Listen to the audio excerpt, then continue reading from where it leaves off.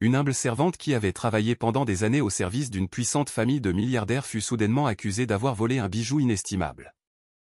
Elle fut traînée devant les tribunaux sans avocat, humiliée devant le monde entier et laissée complètement seule face à l'influence des riches. Tout le monde la croyait coupable parce que la parole des riches avait plus de poids que ses larmes et sa vérité. Mais au milieu du procès, alors qu'il semblait que rien ne pouvait la sauver, l'inattendu se produisit. Le jeune fils du milliardaire, qu'il aimait comme une seconde mère, se libéra de sa nounou, courut dans la salle d'audience et révéla un secret choquant, changeant toute l'affaire à jamais. Avant de continuer cette histoire, n'oubliez pas de vous abonner à la chaîne et d'aimer la vidéo. Oh, et n'oubliez pas de commenter ci-dessous d'où vous nous regardez, nous aimons savoir que Clara Hara a travaillé pour la famille Hamilton pendant de nombreuses années. Chaque jour, elle nettoyait les grandes pièces de leur manoir, s'occupait des meubles, préparait les repas et veillait toujours à ce que tout soit parfait. Elle était discrète, respectueuse et profondément respectée par tous dans la maison. Au fil des années, elle s'est rapprochée du petit Ethan, le jeune fils d'Adam Hamilton. Ethan aimait beaucoup Clara Hara et la considérait comme une seconde mère. Adam Hamilton, le père d'Ethan, était un homme sérieux qui avait perdu sa femme il y a quelques années. Il avait été élevé par sa mère, Margaret, une femme froide et stricte qui aimait tout contrôler. Margaret n'avait jamais aimé Clara Hara, même si elle ne l'avait jamais dit ouvertement. Un jour, un bijou de famille de grande valeur disparut soudainement. Il était dans la famille depuis des générations, et Margaret accusa immédiatement Clara Hara. Elle dit que Clara Hara était la seule personne extérieure à la maison et que ce devait être elle. Clara Hara fut choquée et déconcertée par cette accusation. Margaret n'attendit pas qu'une enquête soit menée. Elle alla directement voir Adam et lui dit que Clara Hara devait avoir volé le bijou. Elle souligna que Clara Hara était pauvre et avait probablement besoin d'argent. Adam, bien qu'incertain, fit confiance au jugement de sa mère. Elle avait toujours été ferme et persuasive. Clara Hara essaya d'expliquer qu'elle ne ferait jamais une telle chose.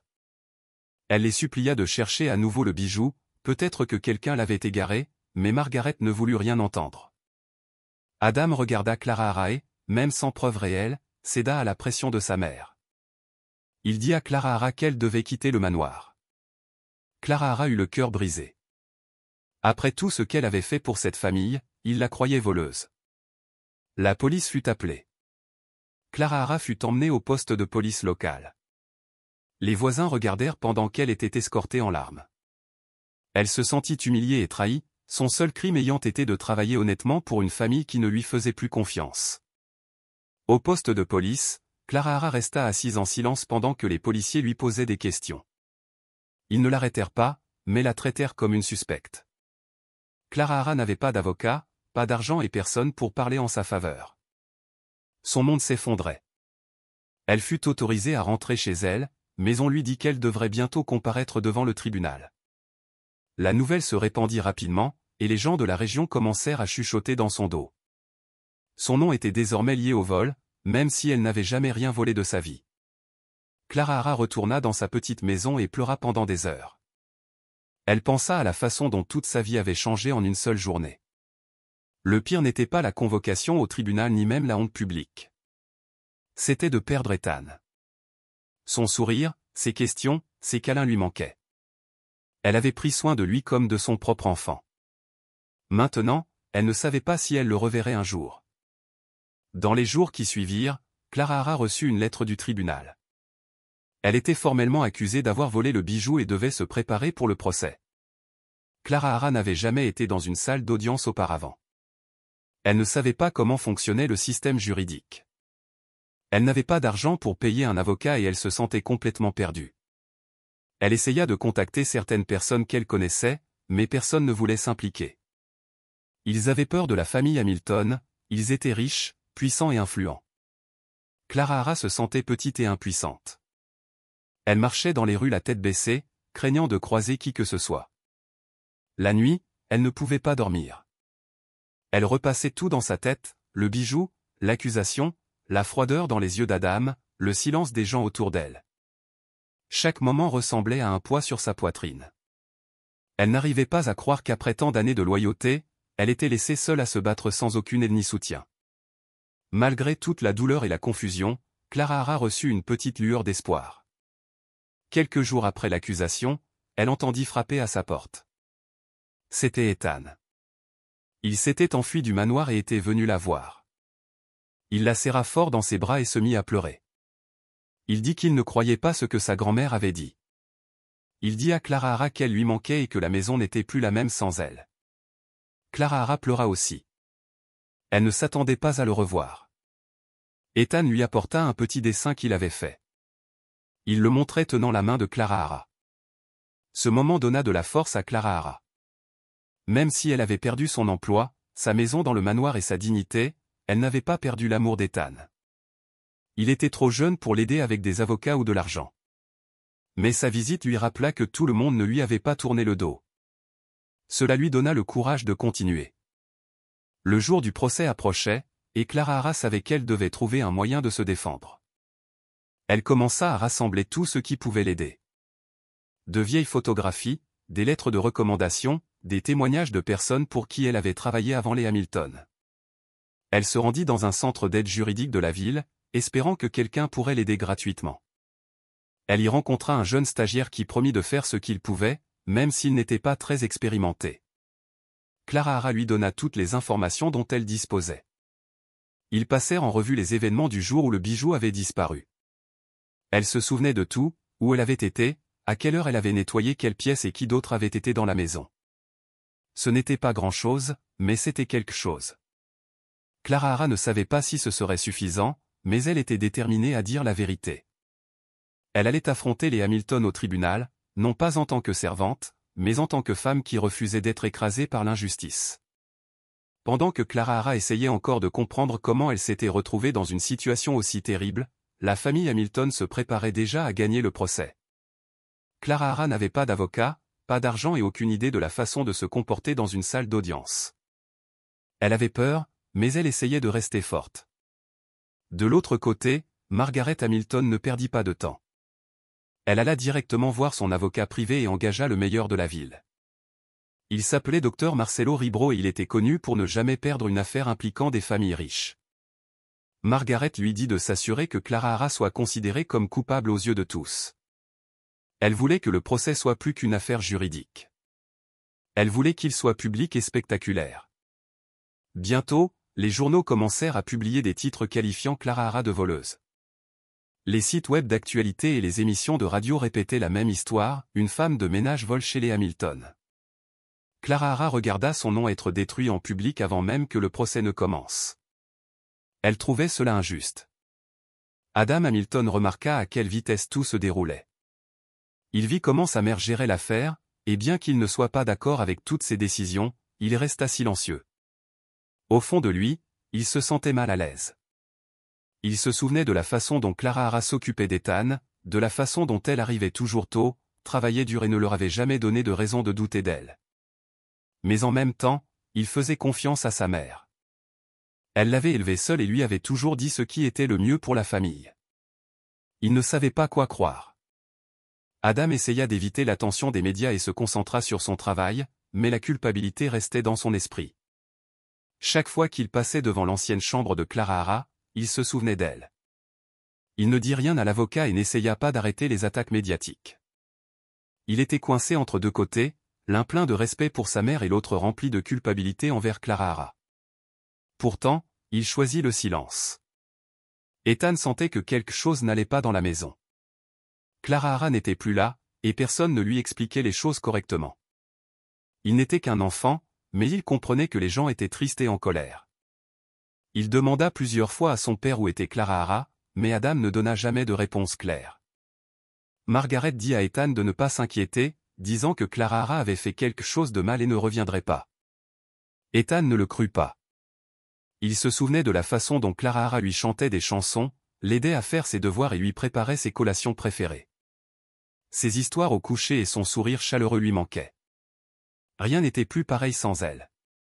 Le nouveau personnel ne savait pas comment s'occuper de lui comme elle le faisait.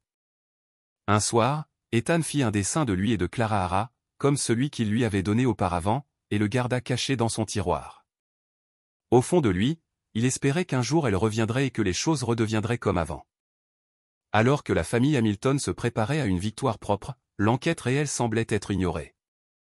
Clara Hara essaya de rassembler tout ce qui pourrait l'aider à prouver son innocence.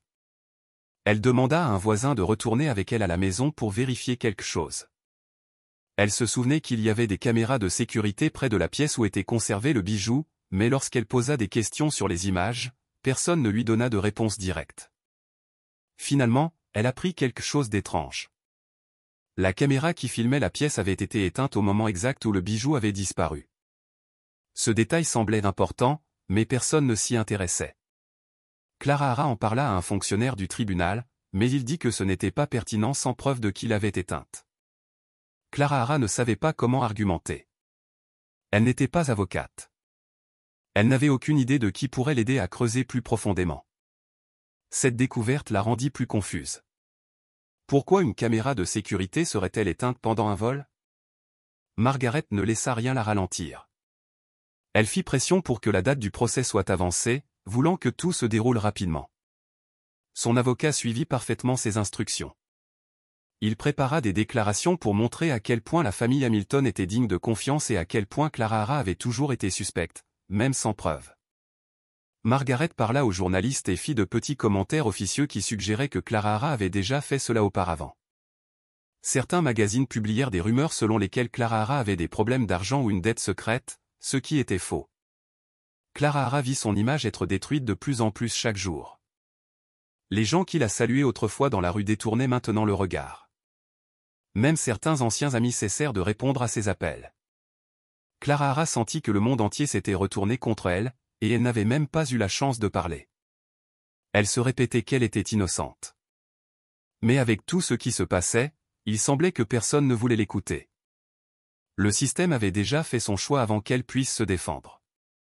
Alors que le jour du procès approchait, Clara Hara ressentit une lourde pression sur ses épaules. Elle dormait à peine la nuit. Les journaux l'appelaient toujours une criminelle.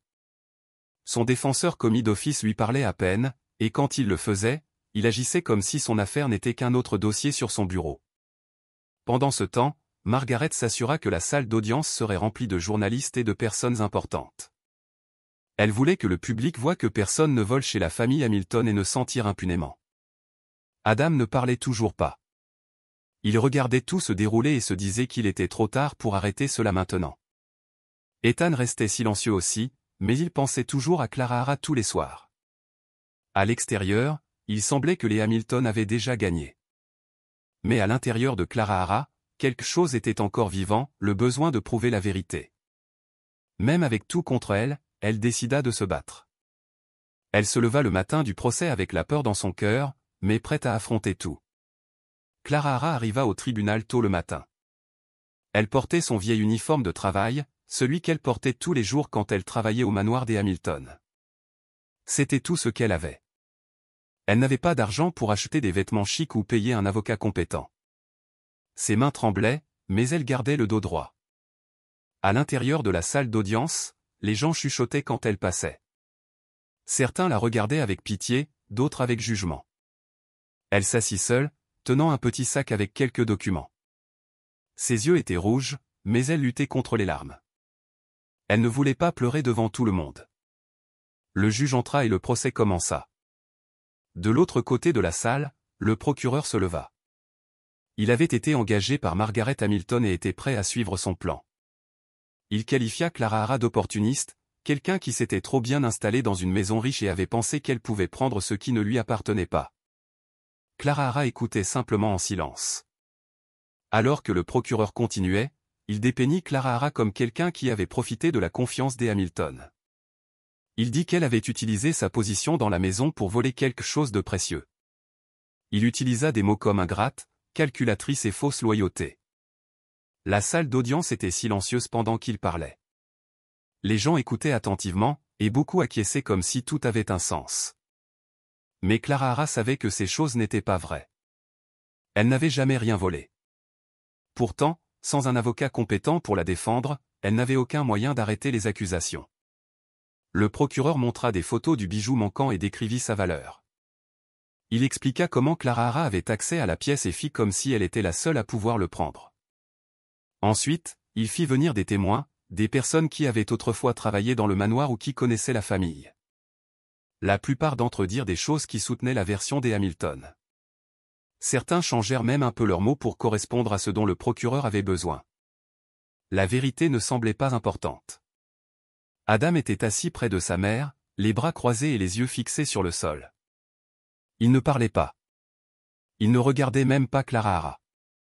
Il avait des souvenirs d'elle étant gentille, attentionnée et loyale, mais il était confus. Sa mère lui avait dit que la justice devait être faite, que Clara Hara les avait trahis, et maintenant tout se déroulait si vite. Il se sentait coincé. S'il parlait, ce serait aller à l'encontre de Margaret, et il n'avait pas la force de le faire. Alors, il resta silencieux. Chaque fois que Clara Hara jetait un coup d'œil dans sa direction, espérant voir quelque chose dans ses yeux, peut-être du regret ou du soutien, Adam détournait le regard. Il était clairement mal à l'aise, mais il gardait ses distances. Pendant ce temps, Margaret était assise à côté de lui avec confiance. Elle chuchotait des commentaires à son avocat, souriait quand les choses allaient dans son sens et agissait comme si l'issue était déjà décidée. Pour elle, ce procès était plus une question de pouvoir et de contrôle que de trouver la vérité réelle. La voix de Clara Hara ne semblait pas avoir d'importance. Au fond de la salle d'audience, Ethan était assis avec sa nounou. Il n'était pas censé être là, mais il avait insisté pour venir. Personne ne le remarqua vraiment au début. Il regardait les adultes parler, se disputer et accuser. Il ne comprenait pas tout, mais il en comprenait assez. Clara Hara, la personne qui lui tenait autrefois la main quand il avait peur, se tenait maintenant au milieu de tout cela. Ethan ne croyait pas qu'elle avait fait quelque chose de mal. Il se souvenait de la façon dont elle aidait toujours les autres et ne demandait jamais rien, mais personne ne lui demandait ce qu'il pensait. Il devait rester assis tranquillement à regarder les gens qu'il aimait se battre d'une manière qu'il ne comprenait pas. La salle d'audience lui paraissait froide. Tout le monde avait l'air sérieux. Même son père ne souriait pas. Ethan garda les yeux fixés sur Clara Hara tout le temps. Il ne dit pas un mot, mais intérieurement, il souhaitait pouvoir courir vers elle et la serrer dans ses bras. Il ne voulait pas qu'elle se sente seule, mais les enfants n'ont pas le droit de parler au tribunal. À l'extérieur de la salle d'audience, les médias attendaient. Les caméras d'information étaient partout, et les journalistes criaient des questions à toutes les personnes impliquées. Les manchettes avaient déjà qualifié Clara Hara de coupable. Femme de chambre vole chez une famille de milliardaires et les Hamilton trahis par une servante étaient écrits en lettres grasses sur les sites web et dans les journaux. Personne n'attendait le verdict. L'histoire avait déjà été racontée, et Clara Hara était la méchante. Les gens en ligne postaient des commentaires en colère à son sujet. Certains l'appelaient gourmande. D'autres disaient qu'elle avait tout planifié dès le début. Clara Hara n'avait même pas les moyens de se défendre. Son visage était aux nouvelles, son nom était en trending topic et sa vie était détruite devant tout le pays.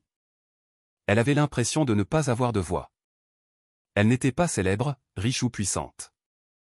Tout ce qu'elle avait, c'était sa vérité, et personne ne voulait l'entendre.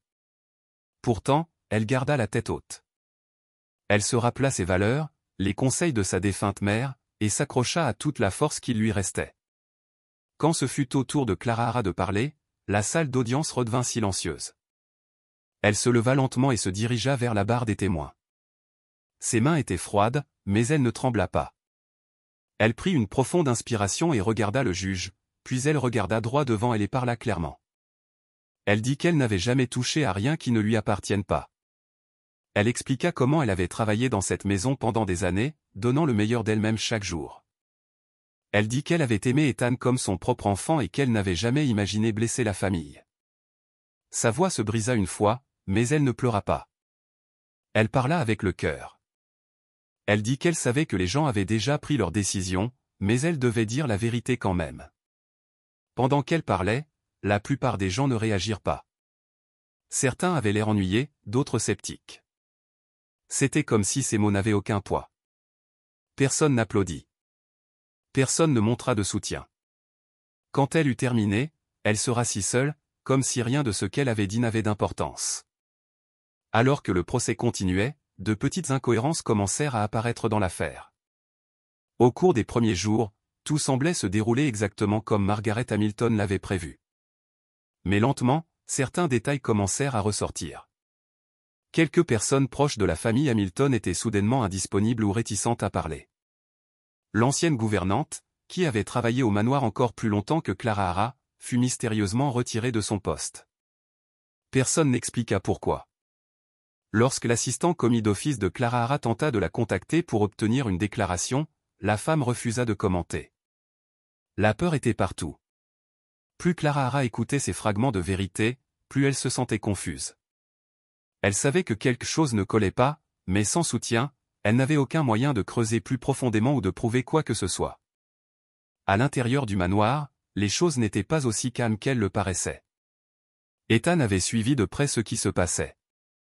Bien qu'il soit encore très jeune, il remarqua le changement soudain dans la façon dont les adultes se comportaient autour de lui. Les gens chuchotaient davantage, évitaient certains sujets et changeaient de sujet lorsqu'ils posaient des questions. Ethan commença à se souvenir de quelque chose qui s'était passé la nuit où le bijou avait disparu. Il avait vu quelqu'un se déplacer près de la salle des bijoux lorsqu'il s'était levé pour aller chercher de l'eau. Mais lorsqu'il raconta à sa grand-mère ce qu'il avait vu le lendemain matin, elle lui dit que ce n'était qu'un rêve et de ne plus en parler. À l'époque, il l'a cru. Mais maintenant, après avoir vu Clara Hara au tribunal et entendu comment elle était traitée, il n'en était plus si sûr. Ethan essaya de parler à son père, Adam, de ce dont il se souvenait. Il attendit le bon moment et finit par l'approcher, mais Adam semblait distrait et ne l'écouta pas. Ethan se sentait invisible. Margaret commença à remarquer qu'Ethan agissait différemment. Il posait plus de questions et ne semblait pas intéressé par les jouets qu'elle lui achetait. Au début, elle l'ignora, mais elle réalisa bientôt qu'il pensait trop à Clara Hara et au procès. Elle décida d'agir rapidement.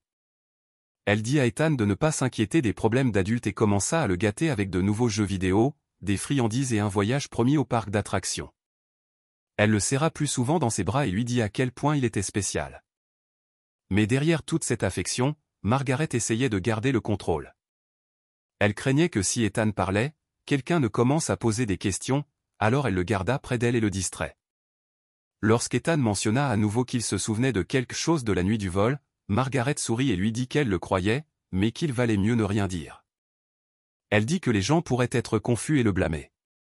Effrayé, Ethan cessa de poser des questions et garda ses pensées pour lui. Clara Hara, d'un autre côté, perdait espoir. Le procès ne se déroulait pas bien, et son défenseur commis d'office lui parlait à peine. Chaque jour, elle se rendait au tribunal en se sentant plus petite, comme si rien de ce qu'elle disait n'avait d'importance. Elle portait toujours son vieil uniforme parce que c'était le seul vêtement formel qu'elle avait. Les gens la regardaient comme si elle était déjà coupable. Un après-midi, alors qu'elle rentrait chez elle, fatiguée et émotionnellement épuisée, elle entendit frapper à sa porte. Une jeune femme se tenait là, tenant un dossier. Elle se présenta comme Emily, une nouvelle avocate qui commençait sa carrière. Emily avait suivi l'affaire de Clara Hara aux nouvelles et sentait que quelque chose n'allait pas. Elle dit qu'elle n'avait pas beaucoup d'expérience, mais elle croyait que Clara Hara disait la vérité. Clara Hara fut surprise. Personne ne l'avait cru depuis des semaines. Emily lui demanda si elle pouvait la représenter officiellement. Clara Hara hésita au début, mais accepta rapidement. Elle n'avait plus rien à perdre et avait besoin de quelqu'un, n'importe qui soit disposé à l'aider. Emily commença à examiner tout ce qu'elle pouvait sur l'affaire. Elle resta éveillée tard à lire les transcriptions du tribunal, à regarder les reportages et à noter chaque détail que Clara Hara partageait. Elle remarqua combien de déclarations semblaient incohérentes.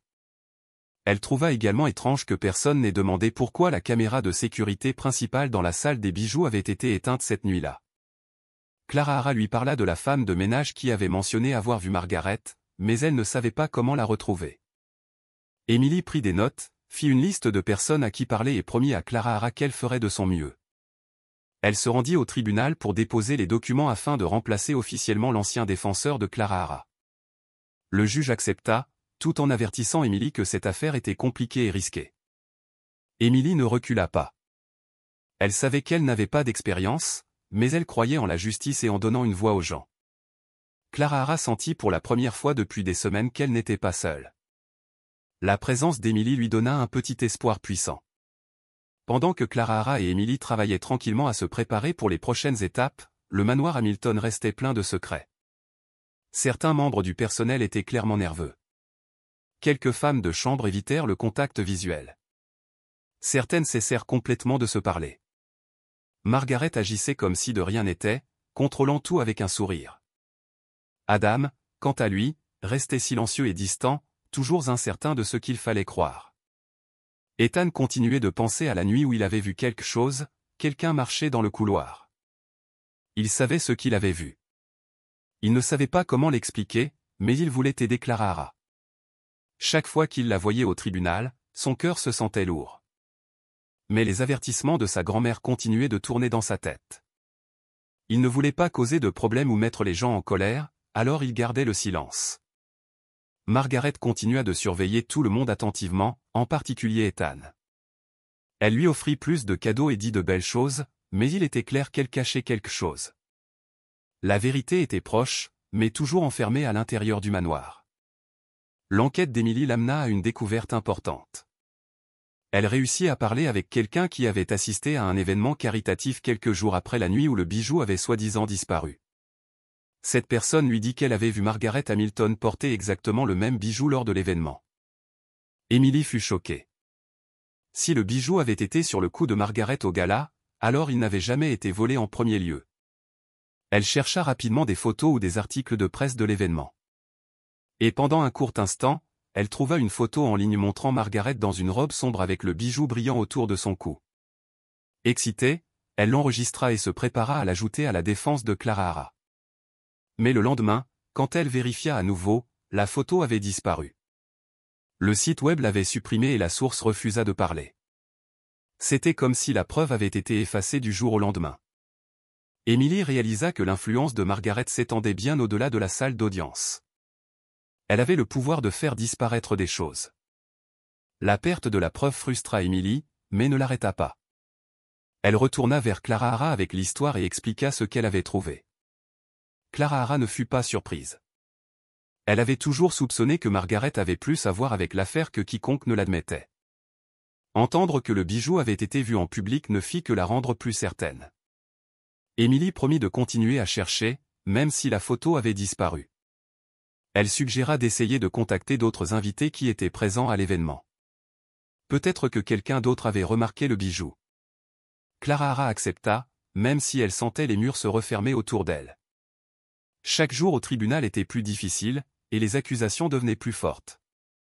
Elle n'avait presque plus d'alliés à l'exception d'Emily et de ses souvenirs d'Ethan. Clara pensait souvent à lui, espérant qu'il croyait toujours en elle. Pour Emily, la preuve manquante n'était pas une fin, mais un indice.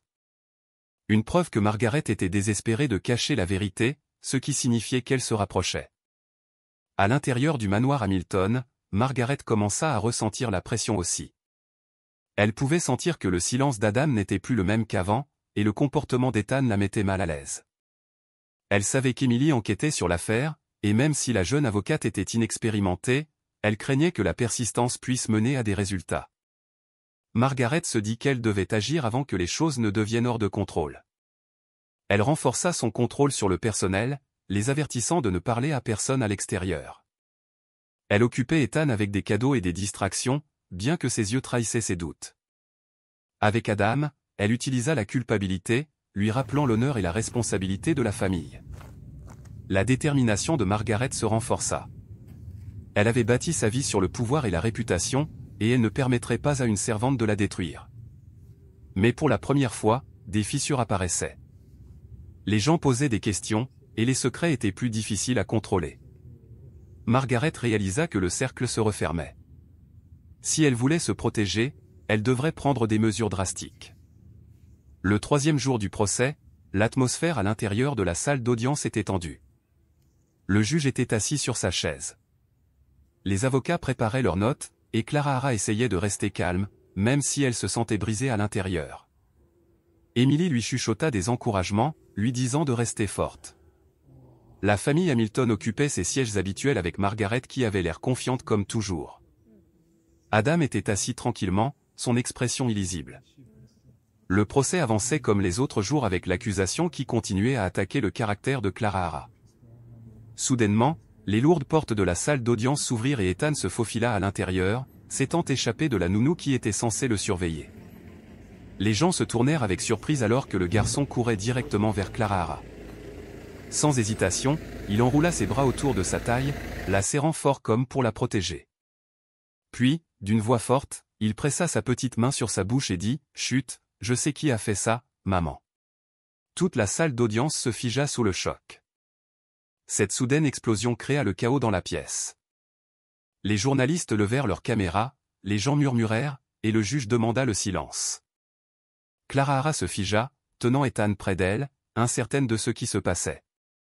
Le visage de Margaret pâlit, et Adam se leva immédiatement. Le juge demanda à ce que le garçon soit retiré, mais Adam l'interrompit. Il s'avança, sa voix tremblant alors qu'il disait qu'Ethan devrait être autorisé à parler.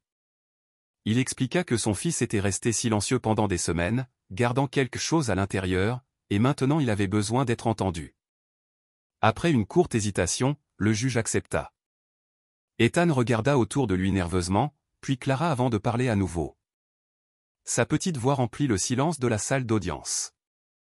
Il dit qu'une nuit après s'être réveillé pour aller chercher de l'eau, il avait vu sa grand-mère Margaret dans le bureau. Il l'avait vue tenant quelque chose de brillant et le cachant à l'intérieur d'une boîte.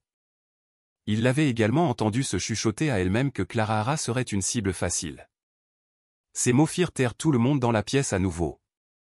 Le procureur essaya rapidement de reprendre le contrôle de la situation. Il se leva et argumenta qu'Ethan n'était qu'un enfant trop jeune pour comprendre ce qu'il avait vu ou entendu. Il dit que les enfants confondaient souvent les rêves avec la réalité et rappela à la cour que les souvenirs pouvaient être peu fiables. Margaret se rassit sur sa chaise, essayant de reprendre son calme, mais ses doigts tapotaient nerveusement contre son accoudoir. Ethan, cependant, ne recula pas. Il insista sur le fait qu'il disait la vérité. Il décrivit la boîte où Margaret avait caché le bijou, une boîte en bois sombre avec une serrure dorée gardée à l'intérieur du bureau. Il répéta également les mots exacts qu'elle avait dit, « Clara sera une cible facile ». Les détails étaient trop précis pour être ignorés. Les gens dans la salle d'audience échangèrent des regards, se chuchotant les uns aux autres. Même le juge fronça les sourcils, réalisant que le témoignage d'Ethan ne pouvait pas être rejeté si facilement, surtout à cause de la précision de son récit. Clara Hara resta figée, le cœur battant la chamade. Elle ne pouvait pas croire qu'Ethan avait pris la parole devant.